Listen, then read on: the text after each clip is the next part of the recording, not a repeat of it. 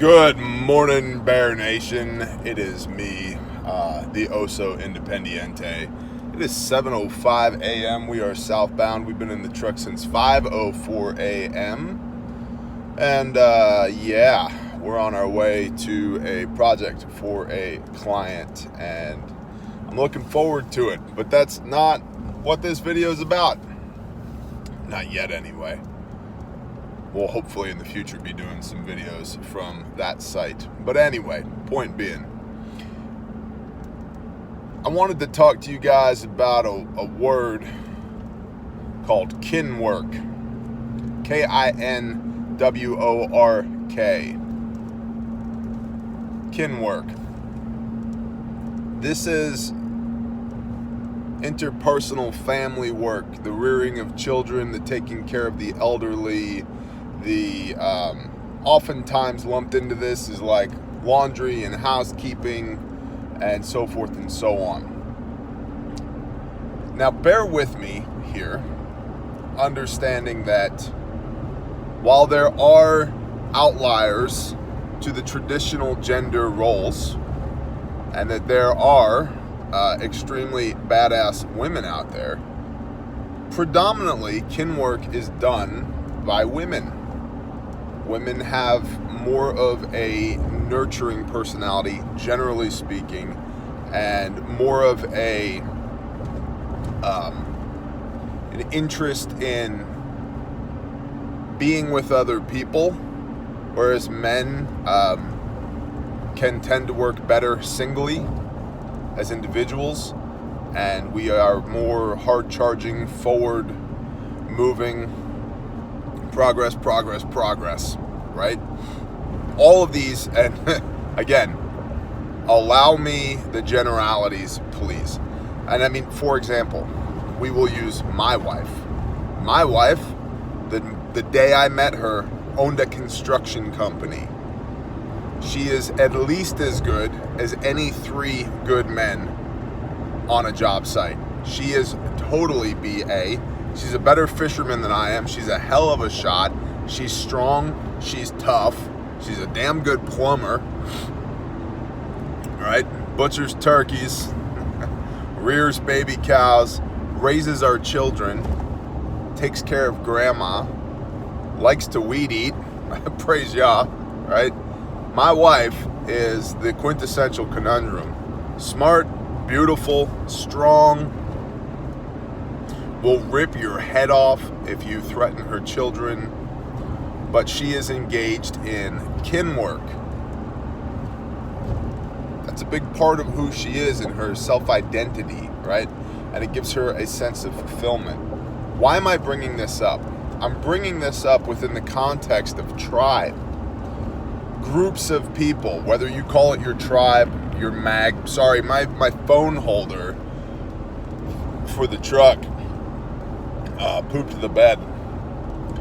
The little rubber suction cup that holds it to the windshield got so hot in the truck that it melted the rubber and then it snail trailed down the windshield. So we'll have to get another one of those at some point. But this was on my heart and my mind this morning, so I wanted to share it with y'all. Most teams, as they exist within a preparedness context, are focused around the hard skills, and people tend to start with the tactical skills within the hard skills category. So what you see are a lot of like pseudo-militia type groups of people coalescing together for, this is my SHTF group. Okay.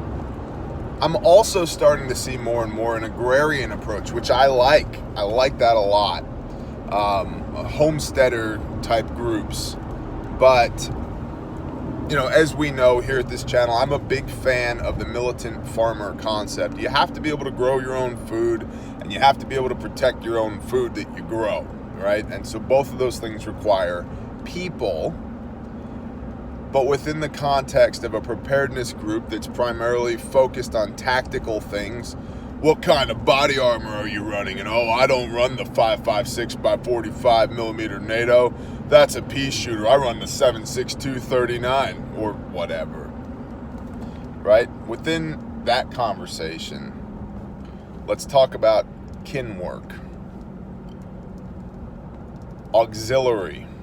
We've been touching on this phrase. We are going to continue to touch on this phrase, the auxiliary. Who is the everybody else? Why is that important? Because not everybody will shoulder a rifle as their predominant occupation within the group. Nor should they. Because the people who shoulder rifles need to eat. They're going to need their laundry done. They need a place to sleep, right? And I've been talking about this more and more and more because I get more and more people who come to me and they say, hey, listen, man, you'd be amazed at how many 40-something moms there are at this channel. 50-something moms, 60-something moms. They're like, hey, I can shoot an AR. I have my AR, and it's zeroed. Thank you very much, Bear. But now what? And as I've said before, the moment that grandma has to shoulder a rifle on our property, we failed. Doesn't mean that grandma can't shoot the rifle. Doesn't mean that my wife doesn't have a pistol on her hip.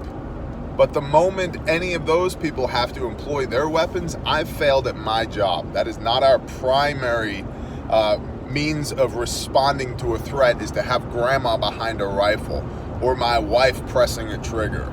Okay? Doesn't mean that she can't, but that's not the role that she fills. And there is a lot of people who are looking for roles to fill within these end times SHTF chaos group, whatever your pet scenario is. These groups of people that are forming as a hedge against chaos. And there's people who are like, yeah, I can press a trigger. I don't want that to be my primary job, or, it shouldn't be my primary job. Well, now what? Think in the direction of Kinwork, especially if you're, a military-aged male right now watching this video, or if you've been in the military. Cool story, bro. Where did the clean sheets come from to make your bed with? Hospital corners. Come on now, right? Who manufactured your boot polish? Right? Who fixed your chow? So forth and so on. If you combat arms, right? Good, you're going outside the wire. How many pairs of boots stay inside the wire? These are the things that we need to think about. And this all comes back to the concept of there is no resupply, right? And this is where the modern militia movement gets it wrong. They can operate for 72 hours. That's it. I've got 2 weeks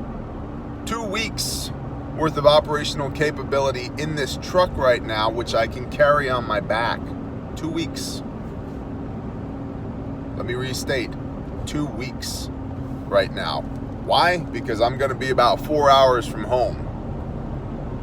And if I have to walk back, I've got 2 weeks of operational capability because there is no resupply. But that's not just macro, that's also micro. And it's not just micro, it's also macro. It's an inverse, right?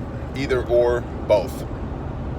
Meaning that as we go about the business after the balloon goes up of self-sustaining, self-perpetuation, keeping ourselves good so that we can get others good around us, so we can be positive forces in our community going forward, we're going to need help.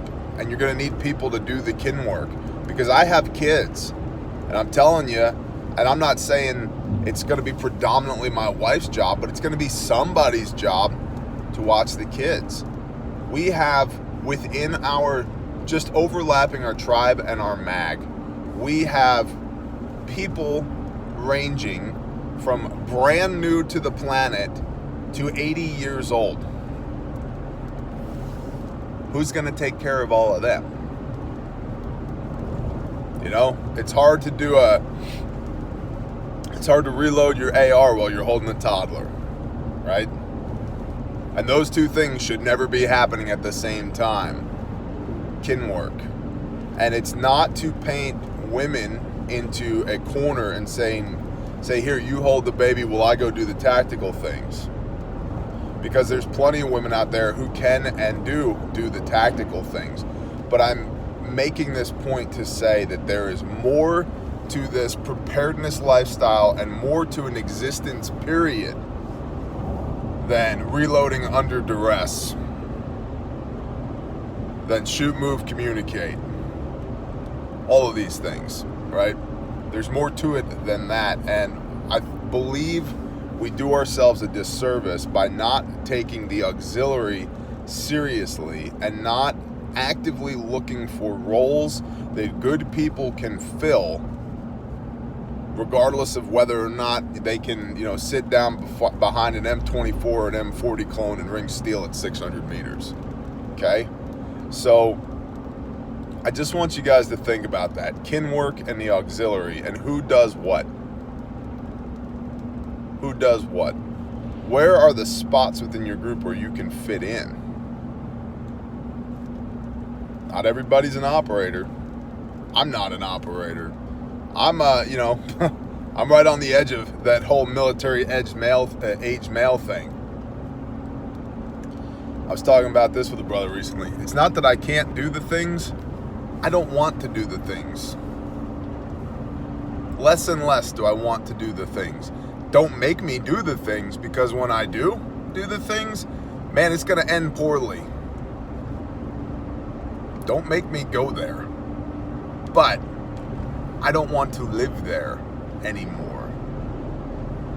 Right? And that's, briefly we'll touch on this, that's the whole dichotomy of timing right now. It's like, I don't want this place to go to hell in a handbasket. Now, I want to be wrong about the coming potential chaos.